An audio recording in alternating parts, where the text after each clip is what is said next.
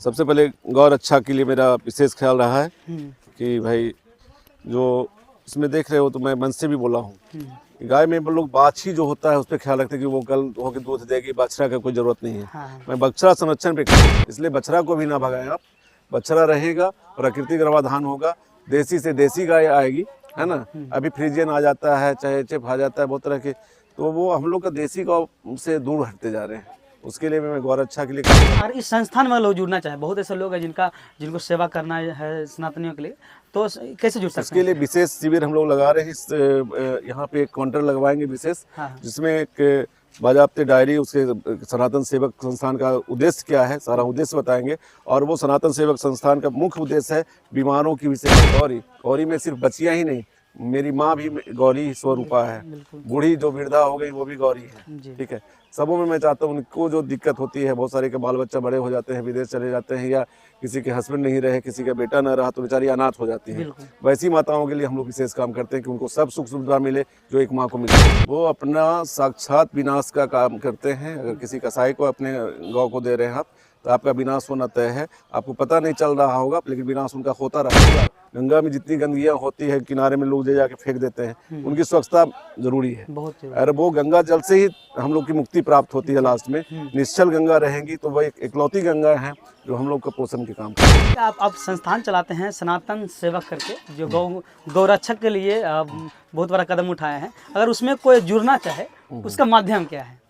देखिए, मेरा नहीं, हम सबों का संस्था है सनातन सेवक संस्थान, कारण कि हम लोग सभी सनातनी हैं। उसमें कोई जाति विशेष, भूमिहार हो, ब्राह्मण हो, लाला जी हो, राजपूत हो, फॉरवर्ड का हो, ऐसा कुछ नहीं है। हमारे मुसहर हो, डोम हो, चमार हो, जितने तरह की जातियां होती हैं, जो सनातनी है, जो हिंदू धर्म को मानता है, सभी मेरे लोग मेरे लिए बराबर हैं। और उसका एक ही मेरा उद्देश्य है, सब लोग भाई भाई हैं, भाई भाई बन के रहें, द्वेषित जातीय उन्माद न फैलाएं, द्वेष न फैलाएं, इसका पूरा ख्याल रखते हैं। हर एक दूसरे के सुख दुख में भागीदार हों, ये मेरा पहली प्राथमिकता है। उसलिए मैं 3 चीज़ों पे मैं काम करता हूँ, गाय, गंगा, गौरी, ठीक है।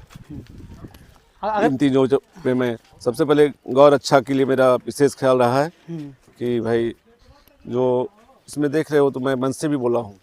गाय में लोग बाछी जो होता है उस पर ख्याल रखते हैं कि वो कल होकर दूध देगी, बछड़ा का कोई जरूरत नहीं है। मैं बछड़ा संरक्षण पे काम कर रहा हूँ। बछड़ा उसी गाय माता की जिस माँ का संतान, मतलब मान लो कि मेरी बहन है, मैं भाई हूँ अपनी माँ से, तो भाई को भगा दिया जाता है या बहन को भगा दिया जाता है, ऐसा तो नहीं है। नहीं। उसी गौ माता से वो बछड़ी भी है, बाछा भी है, तो बाछा को क्यों भगाएंगे?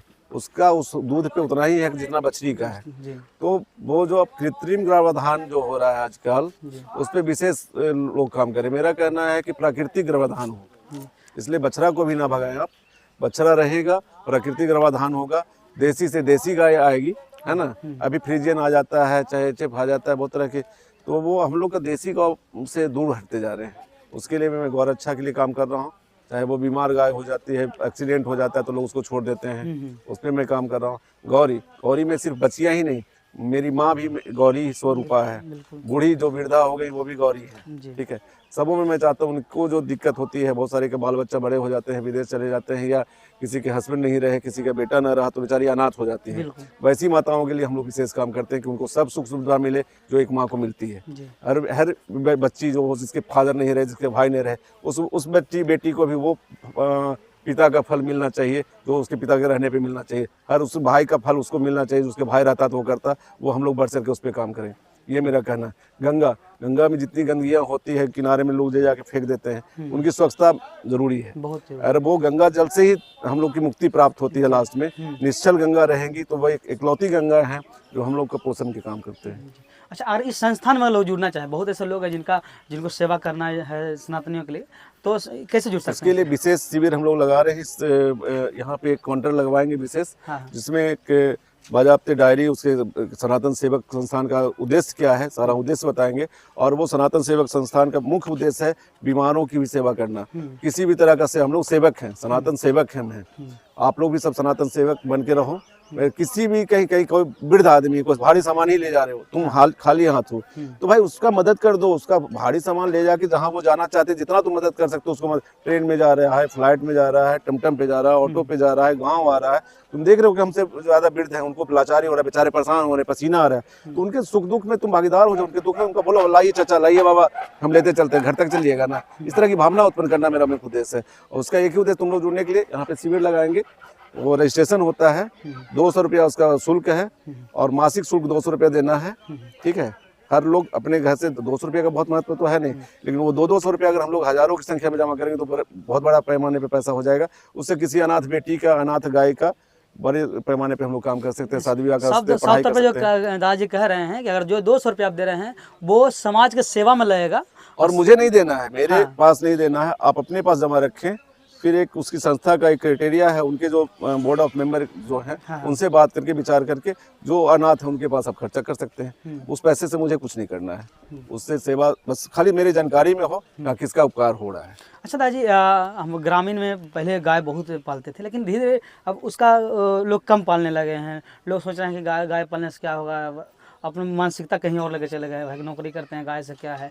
अधिकतर घर में मतलब जो गाय पहले पालते थे उनके यहाँ नहीं, उनके असलों को क्या उसी चीज को वापस लाना है। गाय माता हमारी जो है वो सच में माता है, उसमें जितना भी वर्णन करें वो हमारे पास शब्द की कमी पड़ जाएगी, ठीक है।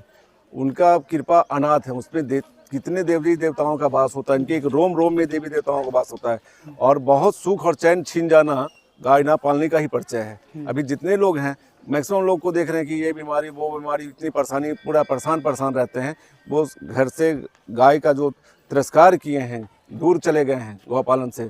बहुत बड़ी संस्था है जहाँ पे सिर्फ गौपालन की काम होता है और उनका जायजा होता रहता है।